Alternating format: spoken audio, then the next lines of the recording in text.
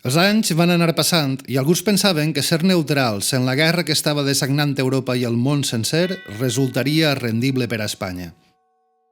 Però quan semblava que la fam i l'emigració de feia apenes uns anys podien ser només un malson, les coses es van començar a tòrcer.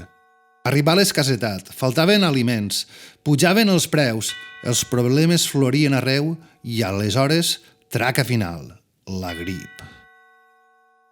Al principi semblava només una grip estacional, però resultà ser 25 voltes més mortal que l'habitual i a més es cebava i molt en la gent jove, causant una gran mortaldat al llarg i ample d'una Europa encara amb les trinxeres obertes.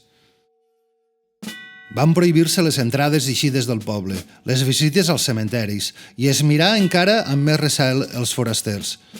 La gent fugia dels infectats en direcció a les casetes de renda, a les partides rurals amb tal de no mesclar-se, tal era la por que tenien.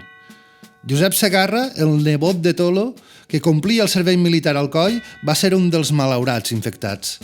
De tanta por com tenien, amb el jutge infectat i el retor en quarantena, l'alcalde no va permetre que els malalts entraren fins a l'antic hospital, dins del recinte abans emmurallat. Quedaren a l'entrada del poble, al costat de l'ermita de Sant Joan, és a dir, literalment a les portes del cementeri.